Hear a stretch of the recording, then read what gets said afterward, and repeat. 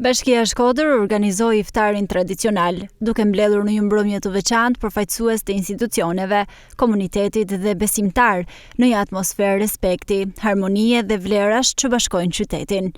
Ky aktivitet, tashmë një traditë e përvitshme, vjen në kuadër të muajit të shenjtë të Ramazanit, një periudhë që rikujton rëndësinë e solidaritetit, mirëkuptimit dhe përkushtimit ndaj njëri tjetrit. Në këtë frymë të pranishmit ndan momente reflektimi dhe bashkimi, duke theksuar rolin e këtyre vlerave në forcimin e komunitetit. Është traditë e mrekullueshme kjo e iftarit, ku rrim me njëri tjetrin, flasim, bisedojmë, ku ndajmë dashuri e mirësi për njëri tjetrin. Në traditat më të bukura që ka Shkodra,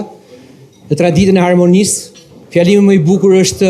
një iftar i bukur dhe i mirë, fjalimi më i bukur është ndarja e dashurisë mes njëri tjetrit në këtë tavolinë përbashkët të këtij iftari që jemi sot. Të gjithë ne kemi kënaqësinë që marrim pjesë në iftarin tradicional,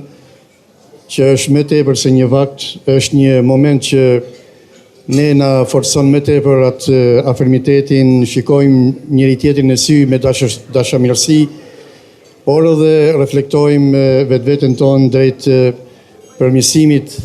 të bashkëpunimit, por edhe të mirënjohjes për njëri tjetrin. Thot një fjalë e urtë arabe, aty ku ka bereqet me njerëz të bereqetshëm, ka edhe muhabet të amël. Kështu që ne jemi mirënjohës zoti kryetar për këtë iftar të begat, që padyshim tashmë është edhe në largimin e këtij muaji të begat të Ramazanit, që lutemi që Zoti ja pranoft agjërimin e të gjithë atyre që kanë agjëruar, por në njëjtën kohë është edhe afër Virgjiljes të një feste të madhe,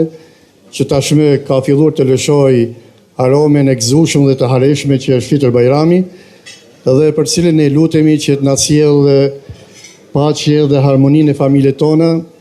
edhe mirësinë e qytetin tonë të bukur të Shkodrës. Në këtë iftar u vu theksi tek shërbimi ndaj qytetarëve dhe parimet, të cilat udhëheqin çdo angazhim në të mirë të Shkodrës. Në përfundim u përcollën urime për një agjërim të lehtë dhe të pranuar për të gjithë besimtarët musliman.